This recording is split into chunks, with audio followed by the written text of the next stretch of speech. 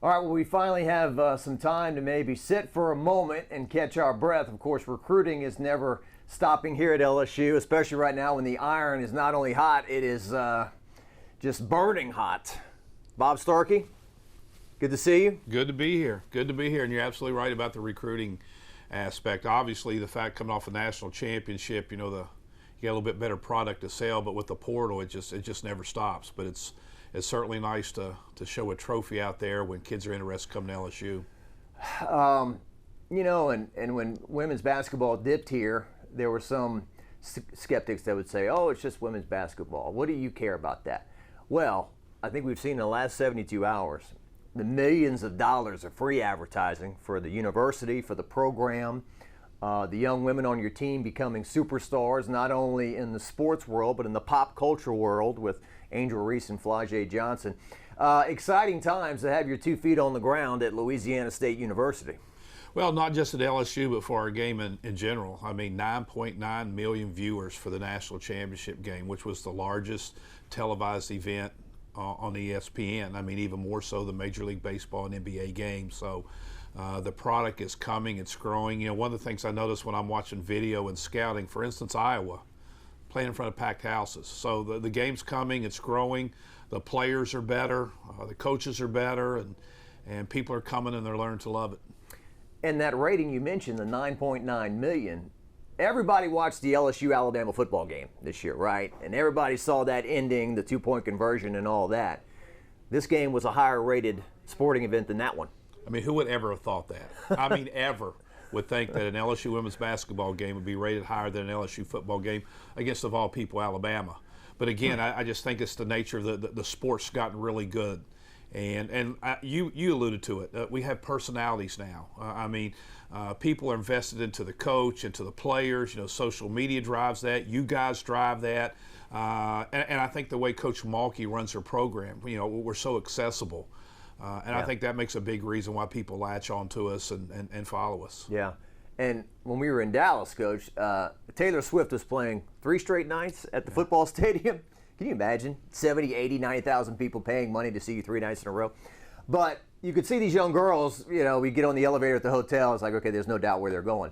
But it's kind of all the same, right? I mean, the young girls that were in the American Airlines Arena to see your team and to see the Caitlin Clarks of the world, it's the same kind of, hey, she's my hero type thing going on.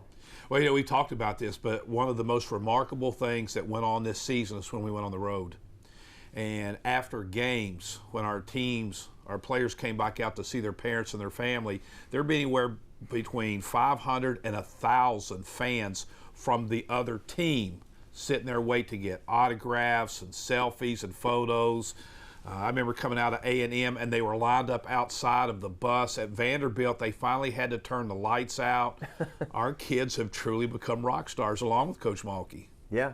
Even, the South Carolina game, which was a rough afternoon, but their fans stuck around. They wanted the pictures and autographs with your players as well. And I thought that may have been the most powerful one, because right there's another program that has great star power.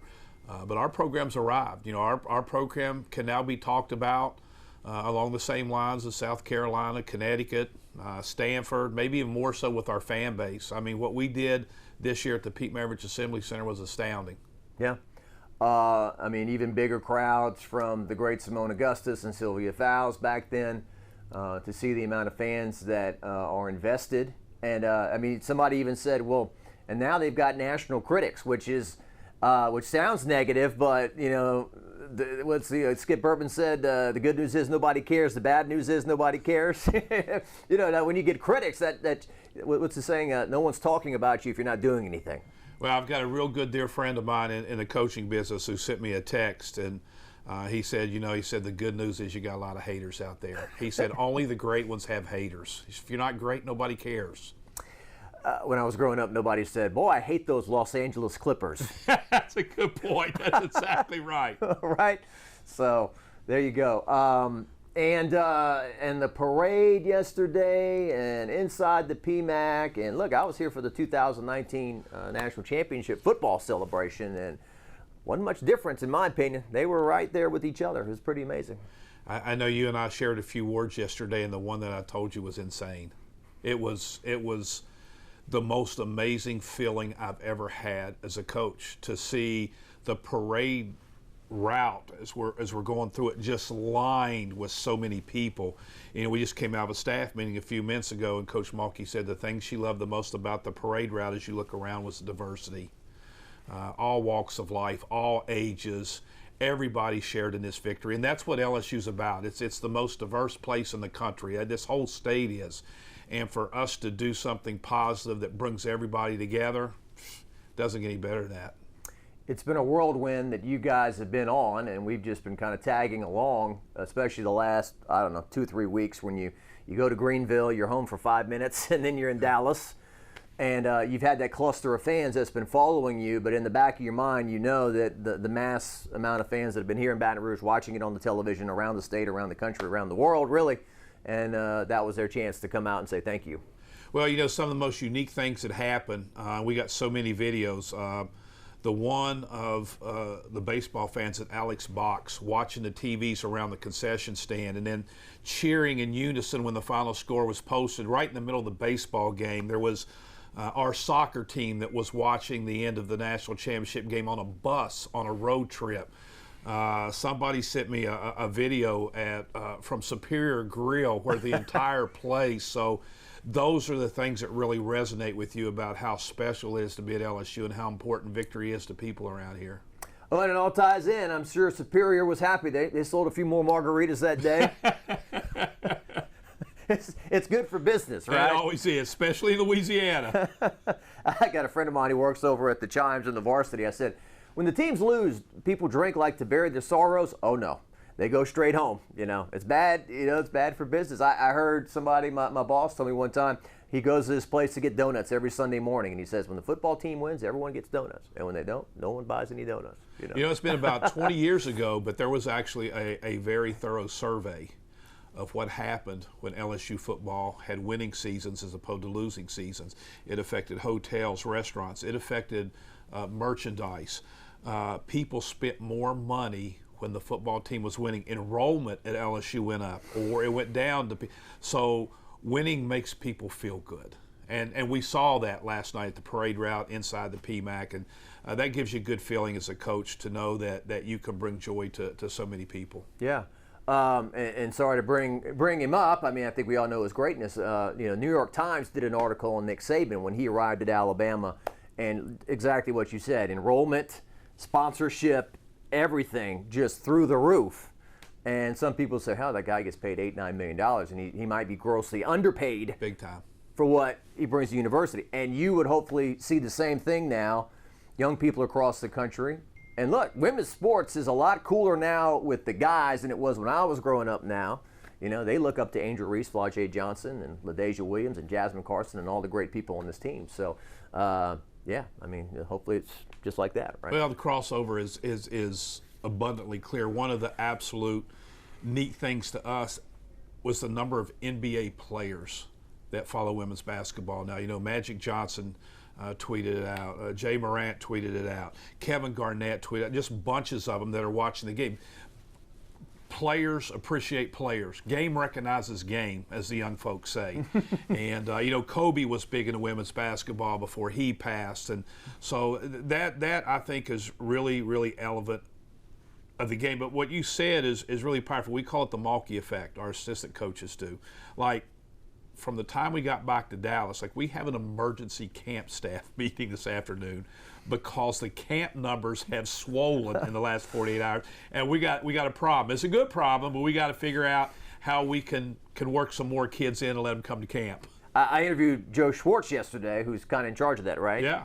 And he told me that. He's like, ugh. Good problems, though. We got a lot of problems, and they're all good right now. We got a banquet coming up next week. Last year we had close to 500, and we're approaching 1,000 now. So that's those are the good things that come with success. And you mentioned the Mulkey effect, and we go to the Final Four, and I understand it from a media perspective. Okay, Kim Mulkey's a big figure, and so you get a quote with Kim Mulkey on a big topic, then that moves the needle, and these people don't see her very often, unlike the local people who are here the whole year. But they, she gets asked about different topics, and some people have judged her on a relationship with one player, and it's just like any relationship, it's personal and maybe none of your business, right? And you see all the players in your locker room, women of color, by the way, that want to run through a brick wall for Kim Mulkey that says she loves us, that I came here to play for her, I like the coaching, I like the tough love, all those things. I mean, it seems like we've got a mountain of evidence in one corner and not much in the other. Oh, there's no question about it. It's one of the most comical things that have happened this year. You know, I've been coaching on the college level for 43 years now. And as much as I would love to tell you every single one of my players love me, it's not true. You always have a couple malcontents. But let me tell you what I saw this year. I saw so many former Baylor players come to our games here in Baton Rouge, come to practice, come on the road and meet us. We had Baylor players in our locker room at the regionals and at the Final Four, celebrating with LSU kids. We have Baylor alums hanging out with LSU alums. I've been in this a long time. Players that want to be coached, players that want to be pushed, players that want to be the best they can be, they love playing for Kim Mulkey. No, if I had a daughter, I'd want Kim Mulkey to be her coach, and that's the best way I can say it. I mean, you see LaDazhia Johnson just jump into her arms at the end of the game the other night, and that's sincere. No question. You can't manufacture that kind of stuff. Absolutely, and like I said, it was amazing to me to go through this season and see how many former Baylor players got involved with our program, coming by practice, coming on the road, sticking their head in here, stopping by the office, coming to town, just so they could see Kim. And some of these staff members who've been with Kim so long, including at Baylor. The connection there is powerful, it's strong, and a couple of kids who didn't enjoy their experience can't erase that. Well, that's impossible, right? Absolutely. I mean, the numbers of players you're dealing with, I mean, if you were a coach or running a grocery store, one of your bag boys would say, that Coach or that Mr. Starkey, he's mean, I hate him. I mean, that's just numbers and life. Yeah, it's I think what you said, if you're just around the program and you watch, it's not a question. There's angels saying, this is why I came here, was to play for this type of coach.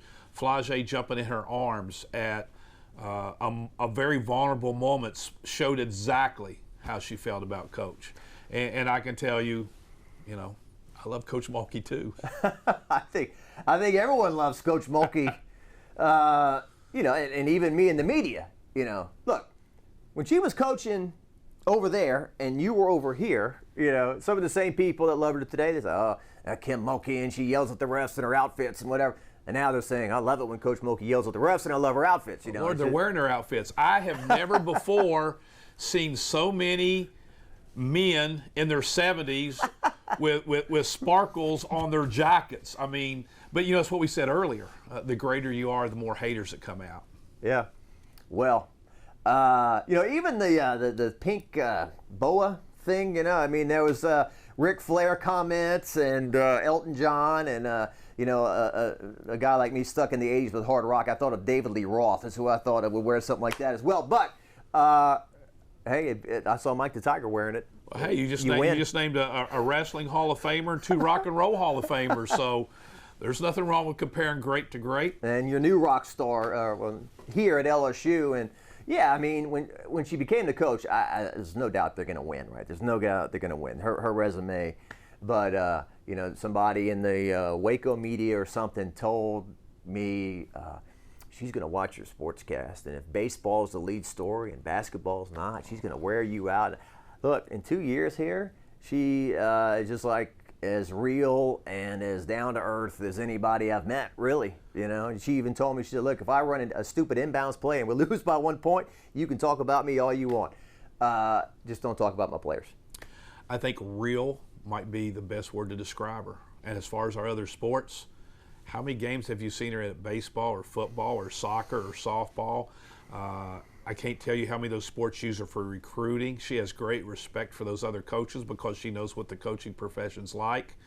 We were invited over to baseball the other night. Yeah. Her thing was, we'll see if there's anything we can do to help softball. She wants to make sure that we're fair about everything.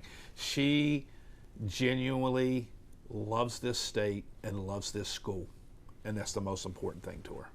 There was one night, I don't know, a month or so ago, where it was a busy Friday on the campus. Baseball was at home, softball had a game, gymnastics had a big meet, and I think she hit them all. Yeah. Like that night, she was at every, because I was at the baseball game, I was, oh, there's Coach Mulkey. And a little while later, our guy at the softball game said, yeah, Kim Mulkey just walked into softball. And then gymnastics, she's sitting, right there. And then it was so great, Haley Bryant, who throws up 3 perfect 10s in one meet, I asked her, I said, is there anybody on this campus that you admire in the other sports? And she goes, pretty much anybody on the women's basketball team. How about that? And she said, she got a text message from Kim Mulkey after those 3 perfect 10s. And she goes, I was fangirling. I was like, oh my God, Kim Mulkey just texted me, So well, that's how much she cares. I mean, it really is. And by the way, that's one of the reasons people come to watch us play. She's involved in the community. She's out there. She wants to be a part of all of it. And that's why people want to support her. Yeah, she did an event. Citizens Bank did something for my charity, Red Rock and Blue, back in the fall. Asked her to show up. She was there. Showed up with Alexis. Probably sold some season tickets that day. She was running the canes yesterday, telling our players how to serve food, and she just loves it. She loves everything about this community and everything that goes involved with LSU, and it translates into the type of support we're getting. She has a memory of an elephant too, right? Without question. She can bring back points. She can bring back points of games that we've coached against each other. One of the things I enjoy, because I don't want to get in trouble here, but I'm up there in the years with her too. But I enjoy talking to her about some of the older players and older coaches and past moments in the game, because I remember them, but she remembers them in detail. In some cases, she was part of it, whether it was as a player or as a coach. So, but she does. She has an incredible memory. You guys, well, you weren't on the team last year, but they played a game at UL Lafayette, and I went over and asked her something in the post game, and then there was a press conference this past fall, and she's like, Jock, I remember you asked me last year after that, a game about in-state scheduling or whatever, going to play on the road. Yep. I remember that. So, and I want to talk to you about the run a little bit too, this postseason run. When I was sitting the bench at North Vermilion High School for Mike Dartez back in the 90s, he would always say, offense comes and goes, but defense can always be there. And I thought of that watching you. Because of your defense and your rebounding, you were able to grind through some games that were not always the prettiest, but who cares? As John Brady once said, Tigers win 2-0, Tigers win. So even 54-42 against Miami, when Coach Mulkey said I turned the TV off, that was a win, and you're going to the Final Four. So, and then your offense just arrives at the most opportune time and scores 102 to win it. Well, it really is true, but that's that's Coach Mulkey's philosophy. It's one of the reasons I love working for, because we share that philosophy that defense and rebounding is an everyday thing, and we work it every day in practice, and we preach it every day. And sometimes it's just not what you teach; it's what you emphasize. So our kids know that. And the funny thing about the run is, we were like in the top 3 in the nation in scoring, and we get into the NCAA tournament, and our offense gets a little bit anemic. We're not making shots that we normally make, and we're winning ball games by good defense, by rebounding, by not turning the ball over. And we were actually sitting around the day before we played Iowa, and we thought we had a pretty good defensive game plan, but we also know you could be really good defensive. We're not going to win this game 65-60. And Kim made the comment, we're due. We got some kids that are due to make some shots. Now, I don't think we knew that they would be that due. Yeah. But it was nice to have that offense show up again at that particular moment. But our defense has been really good all year, and probably underrated because we were such a high-scoring team and because we do have kids that can make plays on the offensive end. But we were really good at getting down that stance and taking the paint away and trying to take some shooters away and then cleaning up the boards. Even back to the men in 2006 when they made the Final Four. I mean, defense and rebounding. I always talk about that when they beat Duke and the other teams. And to navigate 6 games and to win it. Like, for example, I go back to the men in 2006 again. Daryl Mitchell hits this shot of a lifetime, right? It hits the back of the rim and comes out. There's no Duke game. There's no Texas. They don't go to the Final Four. And at the end of the Utah game there, you get called for a foul. Some young lady goes to the line down 1 with 4 seconds left, and she airballs the first free throw, and she misses the second. I mean, those are things that are kind of out of your control, right? Absolutely. But you know what? That is what makes it March Madness. There's always going to be plays. There's always going to be moments like that are part of championship runs. You know, you're just not going to go through 6 games and win them all by 15 or 20. You're going to have to make a play. You're going to need a break or two fall your way, and we got one that game. You know, it's funny as I look back. I think Utah was the best team we played during the run. Iowa was certainly outstanding, but Utah, they were fantastic. I liked the way their team played. I liked the way they were put together, and that was a special win, even though it didn't come in the Final Four. Yeah. Alyssa Peely, that was in the post? In the post, but was also their best three-point shooter. Had an excellent point guard that was outstanding and 3 outstanding 3 shooters. Their defense was certainly the best we saw in the Final Four. And that's important. That's important that we beat teams like that to get where we needed to go. And look, it takes all kinds and all types. LaDazhia's personality is nothing like Angel's, right? Correct. I mean, LaDazhia's to herself. She's very quiet, soft-spoken, but she, in that Utah game, hits 11 out of 14 for 24 points, scores 24 of your 66. You obviously don't make it to the Final Four without her. And then in the 2 Final Four games, she averages 18 in those 2 games. And boy, just beautiful pick and rolls. You ran with her throughout the year for layups. She was so good at that free throw line jumper as well. Just so solid in your championship. LaDazhia, to me, is the best untold story of our team. More than any other player, LaDazhia came to practice every day the same kid. There was never a bad practice. There was never a bad mood. There was never, I'm tired. It was every single day you got the same LaDazhia Williams. And even in games where maybe she didn't score, she impacted. She didn't need to score. She scored when we had to have her. But she was always there defensively. She was always there setting the screen. Whatever we needed her to do each night out, she did. And she's one of the most underrated players I've coached. She reminds me of Ashley Thomas, who played here in our Final Four teams. We could not have gotten where we needed to go without Day. And I was just so happy that the points came in the Final Four and she got a little bit of attention. You know, I don't know if she'll be drafted or not, but I know she should be. Mm-hmm. She's that type of player, and I feel really blessed. She's one of the – she's just a feel-good story to me. When I sit back here, that's one of the things. I'm going to be glad I got to coach LaDazhia Williams, even if it's just for a year, because she was that kind of kid.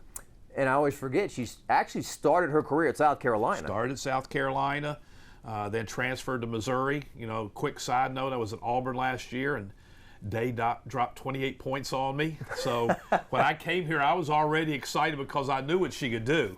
Yeah. You know, she's had a little bit of a journey, and I know she's really happy where it ended and how it ended. It's funny, during one of the interviews during this postseason, Alexis Moore said, Bob Starkey at Texas A&M, all he would ever talk about is his days at LSU and those 5 Final Fours and all that. And so, Alexis, you know, the story's been well documented, but Baylor problems, thrown off the team, goes all the way to Rutgers. That doesn't work out. Goes from Rutgers to Texas A&M, and then Kim Mulkey comes to LSU, and apparently Alexis' father says, you better go to LSU, and you better track down Kim Mulkey and play. And last year, a very unfortunate knee injury that kind of took a lot of steam out of your team to an extent. But to see her healthy and just such a key contributor down the stretch, boy, just so deadly, dribbling inside the three-point line and hitting those shots for you. You know, her contributions as a senior. You know, the thing about Lex is she's such a resilient kid. There's been a lot of times down this journey she could have stepped away from the game. And I just think the love of the game, the love of competing kept pulling her back in. And then the second part to that was it needed to be with Coach Mulkey.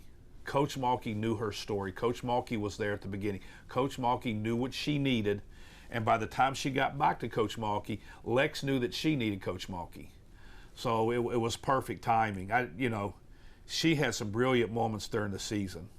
Every time we had a big game, she showed up. You know, she's got that Luther persona that goes on when she gets into that zone. But she had a wonderful run in the dance. The mid-range jumper to me was, you know, sure, she hit some threes, she hit some some great layups in traffic, but the way she could navigate and snake through some defense and pull up and get off the quick release, to me that's something I think translates to the pro game. She got her shot off in traffic, and then she, her quickness and her aggressiveness defensively makes a big difference. She had to guard some people. She did a good job on Clark, who's a bigger player and got to be as gifted offensive players I've ever coached against. Yeah, well, and I know LSU fans, when the opposing team always has a superstar player, after about 5 minutes, they're sick of hearing about, all they did was talk about Caitlin Clark, which I'm not sure is the case. But look, I'm going to say it. I sat courtside, and I don't know if I've ever seen a player shoot from the distances she shot from. I mean, she was pretty incredible to watch. She had one string there in the first half where she made 4 in a row. I think she took like 2 dribbles past half court. They were, just heaving it. So look, she deserves a praise. You held her to 30 after she scored 41 against South Carolina, but obviously that wasn't sustainable over 40 minutes to win a game.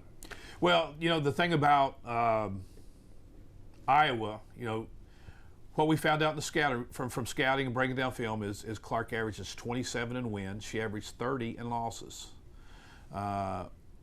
So a couple of different components was they average 43 points in the paint when they win, only 30 in the paint. So we just wanted to stay in front of Clark. Don't let her go for 50. Know she's going to hit some and try and take the paint away. We had her 24 paint points. The difficult thing about Clark is we're sitting here talking about her ability to shoot the ball. It's a quick release. Very rare also. She's just as good going to her left and pulling up as she is going to the right. The difference maker, she led the nation in assists. So if you want to go double her or something, that gets other people open. And that was Kim's thing.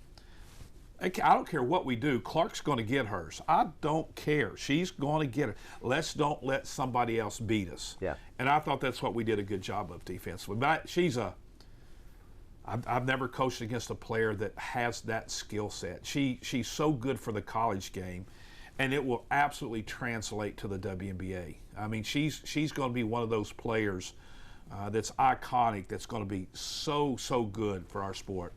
Well, they called her Ponytail Pete, as in Pete Maravich, and you told me that you thought it was a decent comparison because her passing was just as electric as her scoring. As the Pistol Pete statue is him passing behind his back here at LSU. And I've done a few interviews.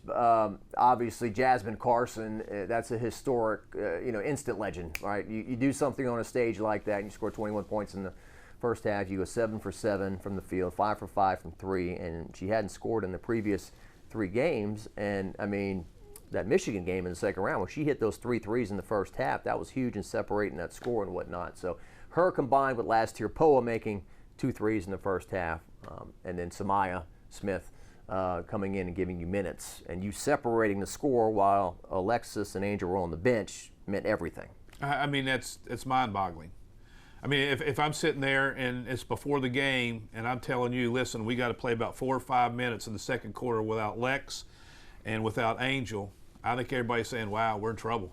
It's going to be hard to stay even, much less separate. But Jasmine was amazing. Paul was amazing. Samaya was outstanding. Blocked a shot, got some rebounds, defended in the post, and the other players that were out there. And that's one of the things that's ironic, because that's one of the things we've really been working with our team that we've struggled with at times. We've been really good at getting leads and then letting people back in a little bit. And the separation was really big. Even in the second half against Iowa, when we let them back a little bit, they never quite got under, maybe once I think they got it back under double digits, but we kept them at bay. And it was an accumulation of a lot of things in that game, which was the perfect time because it was a championship game. A few more things with the great Bob Starkey. So to see it where it is today, and a lot of people don't understand. Okay, so when did you first start working with Sue Gunter? Oh wow, that'd be hard to pinpoint. Early 90s? Yeah, right around there. 92? Maybe a little bit later, maybe close to the mid 90s. Mid 90s. And then there was that one year where y'all went winless in the SEC or something, and I wasn't there then. Okay. That was before me. Okay. That was that had to be early 90s, late 80s. My first year on Sue's staff was Katrina Hibbert's senior year. That was the year we upset #1 Tennessee and Pat Summitt in the PMAC, first time in school history. Gotcha. we'd ever beat a #1 team. And we went to the NCAA tournament the next 12 years. Yeah. So I was fortunate to get here when the run started. But even then, right, no support from the administration. I don't say none, but you'd hear the horror stories. Sure. You're lucky to have what you have. Don't ask for this. Don't ask for that. Nobody cares. And then to where it is today. I know Sue Gunner. She had to grind through those. I don't want to use the word years of hell, but kind of to an extent, right, to get it where it is today. Now, where these players enjoy the luxuries that they have now. Without question, she fought for her program. I mean, literally fought for her program. When I was on the men's side and had known Sue before I got here and had such great respect for her as a teacher and a coach, so I would come watch her practice. I'd go watch the games, and back in those days there were no season tickets.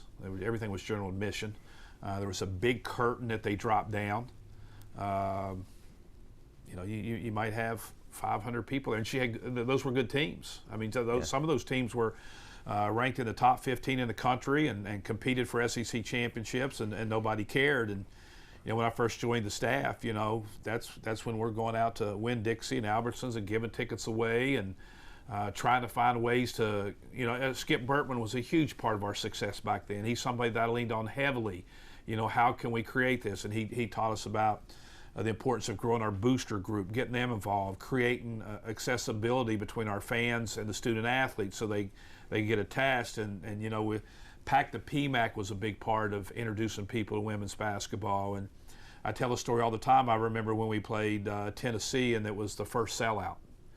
And there was no free tickets. Yeah. We were like third in the country. No airplane, no nothing. car. It was people wanting to see LSU, Tennessee, Simone Augustus, and all that. And I remember as we walked down the pathway there to come onto the floor, Coach Gunner had tears streaming down her eyes because I know she thought she would never see that day. And I could just imagine there were tears flying in heaven the other night when we pulled this one off. And not too much ancient history, but it's important to bring it up and say, how the hell did that even happen? So there was the Sesame Street debacle, right? Yeah. When LSU women's basketball is supposed to host an NCAA regional, and they can't because the arena has been booked for a showing of Sesame Street. I say I can't imagine because I can't, because it would never happen now, but Kim Mulkey, you can't host because Sesame Street. Big Bird's coming. Big Bird's coming, and Cookie Monster and all that. But those are the kind of things that happened back then. Yeah, women's basketball just wasn't important or part of the priority level back in those days. And but it never swayed Coach Gunner. She always had this thing she would tell us, I don't care how rough the waters are, just get the boat to the damn shore. That was her quote. And that's how we ran our program. We continued to recruit, we continued to coach, we did a lot of things that other coaching staffs didn't do. Like raise money, having a golf tournament. We cut up the Pack the PMAC tickets. The way that thing worked is we gave away 50,000 tickets for Pack the PMAC. Well, the athletic department was going to print tickets, so we're running them off on the copy machine, and me and Joe Carvalito, Michael Bonnet, we're up here cutting them with scissors, putting rubber bands around them, and we're delivering them, to the McDonald's stores to pass. And I mean, it was grassroots. And one of the things Skip would talk to me about is, you see, that's the way they do it in minor league baseball. And he had so many ideas that he gave us that we used, and he was so supportive. But when you get to where you're at now, you have such a great appreciation for how you got there. And you think about all those people. One of the best moments I had, as soon as the horn went off, and I got up off the bench to go shake hands, the first person to put their arm around me was Michael Bonnet. And that meant everything to me because, like I said, Michael was helping me cut up those tickets 20, 25 years ago. Was the women's SID He was the women's basketball SID at the time. And then there's been so many former players that were at Dallas or were at Greenville or were here last night that instead of spending an evening doing what college students do, we're joining the coaching staff at Albertsons or Winn-Dixie, passing out free tickets. They were part of it too. This is such a victory for so many people. Yeah. It's amazing. And sports director Steve Schneider, we were talking about it yesterday. Like everyone always brings up Simone, Sylvia, Tamika, rightfully so. But Shalonda, Kiana Chaney, Jean Kinney, there's on and on. Erica White, Marie Ferdinand. There was how about the year we only had 6 scholarship players, and went 18-12, upset number 2 Tennessee, the only team in the history at that time that had beat Tennessee that was unranked. We go to the NCAA tournament. We only have 6 scholarship players because of injuries. We go through the whole season. You had Ronika Hodges, Danica Hodges, Datrina White, Tamika Johnson. And Simone would tell you that is one of the things that impressed her about LSU and Coach Gunners, that we were able to piece that together and have some success. So there's a lot of stories. And it popped in my head. I definitely wanted to give him a shout out too. Patrick Wright, right? Patrick Wright has been going around the country with LSU women's basketball for years. And certainly there's probably some days where there weren't a whole lot of people listening. But, the effort that he's put into delivering your product on the radio, and when a lot of times the games are not on television, and for him to get his moment and call a national championship game, and that was a Goosebumps video they did last night where they incorporated one shining moment. Wasn't that something? And they personalized it, and they put his call in there, and Coach Mulkey talking to the team. To me, that was almost the highlight of the night. I was like, wow, that was very cool. So Patrick. Yeah, Patrick's a mainstay. But Patrick can tell the story as well as anybody. Patrick was on the bus rides. But Patrick was here before we had charter flights. When we're busting 7-8 hours to get to some place to play, and the pregame meals are at Ryan's Steakhouse, or Denny's. So he's been along that journey, and he can appreciate it as much as the players or the coaches, because he's just hadn't seen it. He's been a part of it, and he's lived it. Yeah. So it was pretty neat after the game, because Coach Mulkey has press conference during this Final Four run. I did the post-game radio show. So it was, just as I talked about spending a few minutes with Michael Bonnet, it was special going up there and giving Patrick a hug before we did the radio show. Yeah. Simone, when she showed up wearing orange for her signing day or whatever, talking to Patrick about that, Simone's got jokes. She had jokes, So I love doing my Patrick Wright impression every now and then, because I love the guy, and I thought he was very deserving of calling that the other night. He nailed the call, along with sidekick there, Shaida from Bruley, right? From Bruley. Played at Duke. A Duke grad, but we have welcomed her back to the fold now. Well, I'm trying to think if there's anything else. I've enjoyed the conversation before I let you go here. So eventually, I know you've in some ways, or you're always moving on to next year, but so next year you have obviously Angel Reese, a Player of the Year candidate, an All-American. You have Flau'jae Johnson. You'll have Kateri Poole. You'll have last year Poa, and then you'll be bringing in Samaya as well, and then you'll be bringing in a #1 recruiting class. Michaela Williams, folks, is from Bossier. Don't say Shreveport; those people get angry about that. But Michaela Williams from Bossier, Aaliyah Del Rosario, the big post player. Angelica Velez, she's a point guard. Boy, I like to watch her play, man. She's so sassy, the way she dishes and handles, and then. Janae Kent from Chicago, right? So those are your 4 coming in. So far, that's right. We're not done. To be I continued. promise you, we're not done. When is I always my brain always gets twisted after all these years on signing days and deadlines. So how many more can you sign? We could bring in probably, I would say 3 more we could bring in. That could play next year? Sure. Yeah. Wow. I think 3 is probably the target number we're looking at now. As crazy as it gets, you don't know what's going to happen. We certainly hope we're not going to lose anybody, but, who's to say somebody doesn't come in and say, hey, Coach, we want to try it someplace else. And so roster management has become such a big part of what we do. So, and Kim's the best at it. And then we've got, between G and Kaylin and Daphne, I mean, those are 3 of the best recruiters I've ever worked with. And they're just on it every day. We just came out of a staff meeting this morning where we discussed recruiting, because it's an everyday thing if you want to be on top. Yeah. Well, and one thing I said, okay, you can't get any better than this national title. But I think in one aspect, what Kim's looking forward to, what she saw in Michigan and Indiana and Virginia Tech was they had a group of players, a nucleus of players that had played together for 3 or 4 years. You still have not had that. That's correct. I mean, so when Kim coaches a group of girls herself and with you for 3 or 4 years, you know, then how good is it? It's got a chance to be special, but I don't think you could say enough about how she molded so many new players into a national championship team. Yeah. I mean, that's just, when you look, you just named all the players that just rolled in here from other programs, whether they came through the portal or where they were freshmen, and to play for a national championship is truly an artistic piece of coaching. Not the basketball part, you know, the X's and O's, but to manage personalities, to create chemistry, to get your culture going, because that's usually what you do when you have kids for 2 or 3 years. That's when the culture sets in. Well, you know, you got to microwave that sucker now, because and this is the way it's going to be. I can't imagine coaching another year that we're not going to have a couple portal kids every year. It's just the nature of the beast.